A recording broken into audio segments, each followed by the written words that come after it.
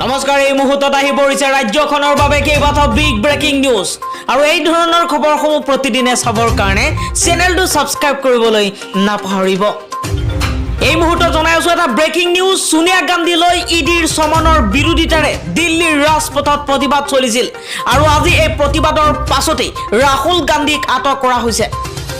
এক breaking news এই মুহূৰ্তত জনাই আছো নেশ্যনেল হেৰাল্ড গোচৰত সোনিয়া গান্ধীক আজি পুনৰ ইডিয়ে জেৰা কৰিব আৰু ইয়াৰ বাবে সমগ্ৰ দেশজুৰি কংগ্ৰেছে প্ৰতিবাদ সাব্যস্ত কৰিছে। দিল্লীৰ বিজয় চকত ৰাহুল গান্ধীৰ নেতৃত্বত কংগ্ৰেছৰ নেতাকৰ্মীয়ে প্ৰতিবাদ সাব্যস্ত কৰিছে। ইয়াৰ মাজতে আৰক্ষীয়ে প্ৰতিবাদকাৰীৰ সৈতে ৰাহুল গান্ধীকো আটক কৰিছে। এক ডাঙৰ খবৰ এই মুহূৰ্তত জনাই আছো আৰক্ষীয়ে আটক কৰিবলৈ অহাৰ সময়তে ৰাহুল গান্ধীয়ে মাটিত বহি পৰে। মাতৃৰ বিৰুদ্ধে ইডিৰ সমনৰ বিৰোধিতা কৰিছে ৰাহুল গান্ধীয়ে। ইয়াৰ পিছতে দিল্লী আৰক্ষীয়ে তেওঁক আটক কৰে। এই সন্দৰ্ভত ৰাহুল গান্ধীয়ে কৈছে, মই কাৰোলৈ ভয় নকৰো, আমাৰ মুখ বন্ধ কৰা হৈছে। পৰৱৰ্তী খবৰটো হৈছে বিদ্যালয় প্ৰাদেশিকৰণ সম্পৰ্কে শিক্ষামন্ত্ৰী ৰণোজ পেগুৰ এক গুৰুত্বপূৰ্ণ মন্তব্য। কোনবোৰ বিদ্যালয় হ'ব প্ৰাদেশিকৰণ এই সম্পৰ্কে শিক্ষামন্ত্ৰী ৰণোজ পেগুৱে কি কৈছে? বিদ্যালয় প্ৰাদেশিকৰণ সম্পৰ্কত শিক্ষামন্ত্ৰীৰ মন্তব্য, নতুনকৈ কোনো বিদ্যালয় প্ৰাদেশিকৰণ নহয়। প্ৰাদেশিকৰণ আইন 2017ৰ আওতাত অহা বিদ্যালয়সমূহতে প্ৰাদেশিকৰণ কৰা হ'ব। যদি কোনো বিদ্যালয় থাকি গৈছে তেন্তে প্ৰাদেশিকৰণ হ'ব। ইতিমধ্যে ৰাজ্যৰ 26,000 গাঁৱৰ বিপৰীতে 48,000 বিদ্যালয় আছে। বিদ্যালয় একত্ৰীকৰণ সম্পৰ্কত শিক্ষামন্ত্ৰী ৰণোজ পেগুৱে কৈছে, মাধ্যমিক বিদ্যালয়ত 100তকৈ কম ছাত্ৰ ছাত্ৰী থকা 1000 বিদ্যালয় আছে। ছাত্ৰ ছাত্ৰী নথকা বিদ্যালয় একত্ৰীকৰণ হ'বই। ছাত্ৰ ছাত্ৰী থকা বিদ্যালয়ত একত্ৰীকৰণ নহয়। দূৰত্ব প্ৰাসংগিক নহয়। আদৰ্শ বিদ্যালয়সমূহ চৰকাৰী সংস্থাসমূহৰ দ্বাৰা পৰিচালিত হ'ব। আন এটা খবৰ হৈছে এবাৰ সেৱাই লৈছে এক ডাঙৰ সিদ্ধান্ত।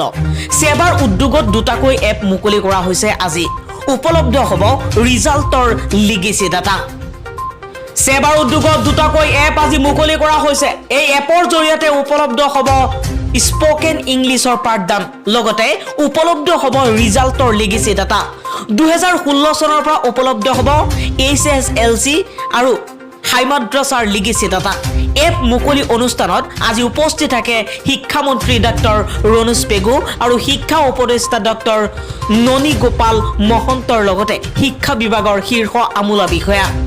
আন এটা খবৰ হৈছে এক ভয়ংকৰ দৃশ্য এই মুহূৰ্তত আপোনালোকক জনাই আছো। স্ক্ৰীনত আপোনালোকে এই মুহূৰ্তত দেখিব পাৰিছে তেজেৰে ৰাঙলী হৈছে ৰাজপথ।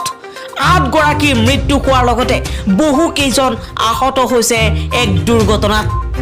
এখন ৰৈ থকা বাছক আন এখন বাছে তীব্ৰ জোৰে খুন্দা মৰাৰ ফলতে এই ভয়ংকৰ পথ দুৰ্ঘটনাটো সংঘটিত হৈছে, যাৰ ফলত বাছখনৰ আধা অংশ সম্পূৰ্ণকৈ ভাঙি গৈছে। এই ঘটনা সংঘটিত হৈছে এই দুৰ্ঘটনা সংঘটিত হৈছে উত্তৰ প্ৰদেশত। উত্তৰ প্ৰদেশত যোৱাকালি এই ভয়ংকৰ পথ দুৰ্ঘটনাটো সংঘটিত হয়। এখন বাছে আন এখন বাছক খুন্দা মৰাৰ ফলত দুয়োখন বাছৰ চকা উৰি গৈছে লগে লগে। দুৰ্ঘটনাটো সংঘটিত হৈছিল সেই গোটেই পথ তেজেৰে ৰাঙলী হৈ পৰিছিল। দুৰ্ঘটনাৰ সময়ত বাছ এখনত যাত্ৰী আছিল। তাৰে মাজৰ 8 গৰাকী যাত্ৰীয়ে ঘটনাস্থলীতে মৃত্যুক সাৱটি লয়। এক ভয়ংকৰ দুৰ্ঘটনা সংঘটিত হৈছে উত্তৰ প্ৰদেশত।